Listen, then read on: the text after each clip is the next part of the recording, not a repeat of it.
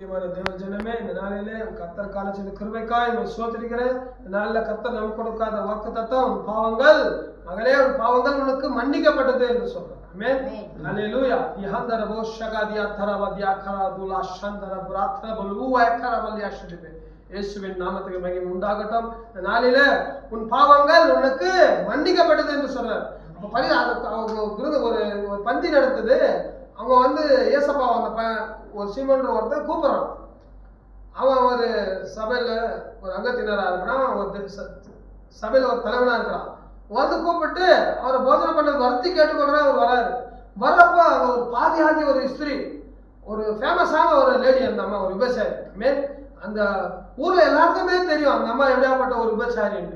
அப்போ அந்த அம்மா இவரை பத்தி கேட்டு அறிந்து ஒரு பரிமள தைலத்தை எடுத்துட்டு வர, ஒரு தைலத்தை எடுத்துட்டு வர வந்துட்டு அவங்க வீட்டில் இருக்கிறாருன்னு தெரிஞ்சுட்டு அவர் பாதத்துல அமர்ந்து அவர் காலில் அந்த தைலத்தை பூசி தன் கூந்தலால துடைக்கிறார்.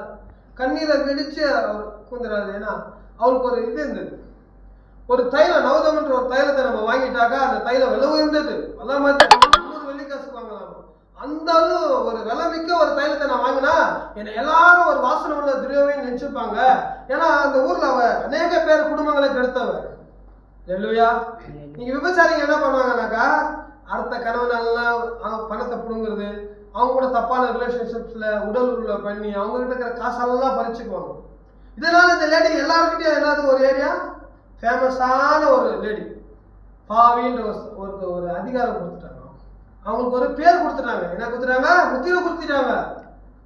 எப்படின்னா இவங்க பாவி அப்படின்ட்டு. அவன் பந்தி கழிச்சவன் இயேசுவை பார்க்கறான். இவர் ஒரு உண்மையான தீர்க்கதரிசியா இருந்தா தன்னை தொடுகிற ஸ்திரீ பாவின்றதுக்கு தெரிஞ்சிருக்கமே. இயேசு யாரையுமே பாவியா பார்க்க மாட்டார். அவரை தொடுறவங்க அவரை உண்மையோட விசுவாசம் பண்ணி இவர் எனக்கு மன்னிப்பார், இவரால் எனக்கு ஒரு ரட்சிப்பை கிடைக்கும், நான் பாவி இல்லைன்னு இவரால் சொல்லினார், ஒரு வார்த்தை சொன்னாரு, அவர் பாவி. ஏன்னா ஒரு தீர்க்கதரிசி, வாக்கிலும் வல்லமையில் உள்ள தீர்க்கதரிசி, அவர் உண்மையா செய்தார். அதே போல இவருக்கு ஒரு குணம் இருந்துச்சு. நான் எல்லாரும் என் அழகுல மயக்கி என் உடம்பை காட்டி நான் என்ன பண்ணேன், உடம்பை வித்து எல்லாருக்கிட்டையும் நான் எடுத்துட்டு நான் என்ன பண்ணுவேன், ஒரு தைலத்தை வாங்கினேன், எல்லாரும் பெருமையா மெச்சுவாங்க. ஒருவேளை இந்த தைலம் என்ன பண்ணும், வாசனையா மாத்திடும்னு நினைச்சா.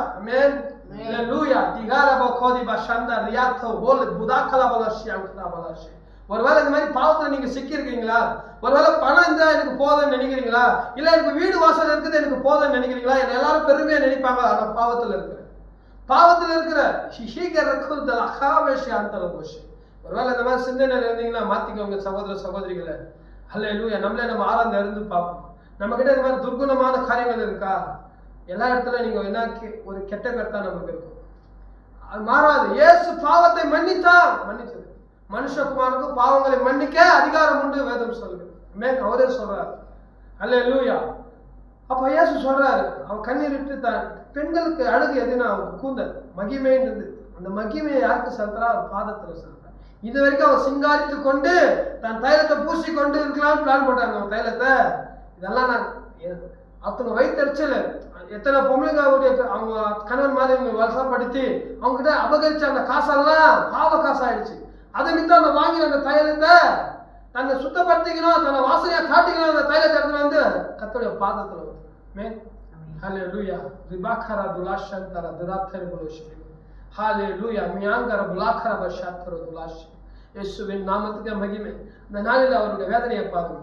ஐயோ, என்னை யாருமே என்னை பெண்ணா கூட பார்க்க மாட்டாங்களே, என்னை எல்லாம் அப்படி கூப்பிடுறாங்க, பாவி பாவி, இவ பிரதான பாவின்னு கூப்பிடுறாங்க. ஆனா இந்த உலகத்திலே எல்லாருமே என் சொந்த பந்தமும் கூட என்ன அப்படிதான் தள்ளி விட்டு என்ன ஒரு மாதிரி விவசாயம் யாரும் வச்சுக்க மாட்டாங்க. ஏன்னா அவங்க சீர்கெட்டு போவாங்க. அப்போ என்ன பண்ணுவாங்க, துரத்தி விட்டுருவாங்க. அவங்க ரோட்லயே மீறி அவங்க வாழ வழி இல்லாம என்ன பண்ணுவாங்க, சுத்திட்டு இருப்பாங்க. இந்த பார்த்துக்கிற சகோதரி, ஒருவேளை நீ இந்த மாதிரி காரியத்தில் இருக்கலாமா, சகோதரன் இந்த மாதிரி காரியத்தில் இருக்கலாமா, இல்லை யார் வேணாலும் அந்த காரியத்தில் இருக்கலாம், அந்த சபையில இருக்கிறவங்க யாரோ அப்படி இருக்கலாம். மாத்திக்கொள்ளுங்க. இயேசு பாதத்துல வாங்க, உங்க மகிமையை செலுத்துங்க, உங்க இதயத்தை ஊற்றுங்க. இதயத்துக்கு ஏற்ற மகிமை வேற ஒன்றுமே இல்லைங்க. அல்லேலூயா. உள்ளம், அந்த உள்ளத்துல நீ மகிமையை இயேசுக்கு செலுத்து. அந்த பெண்ணுக்கு இதுதான் உள்ளம் பேசுச்சு. நீ இயேசுகிட்ட போ, அவரை பற்றி கேள்விப்பட்டியே, நீ விசுவாசித்து போ. அவர் பாவத்தை ஒரு வார்த்தை சொல்லிட்டா போதும், அவனை யாரும் பாவின்னு சொல்ல முடியாது. ஏன்னா அவர்கிட்ட யாருமே குற்றப்படுத்த முடியாது. அவர் சொன்ன ஆக அவர் கடலோட நீக்கும் வேதம் சொல்லுகிறது. ஹல்லேலூயா. ரிகோரா பூதாலா சந்தரா துராக்கரபலே சிலுவே. இயேசுவின் நாமத்தினால சொல்றேன். இந்த நாளில ஒருவேளை எப்படியாப்பட்ட காலத்துல இருக்கிறியா, இயேசு கிட்ட வா. உன்னை கர்த்தர் குணமாக்குவார், உன்னை மாத்துவார். உனக்கு பாவின்ற அந்த இடத்தை மாத்தி பரிசுத்த தேவனுடைய பிள்ளைகள் ஒரு அதிகாரம் கொடுப்பார். உன்னை யாருமே இனிமே பாவின்னு சொல்ல மாட்டாங்க. அடுத்தவங்களை கெடுக்கிறவங்க சொல்ல மாட்டாங்க.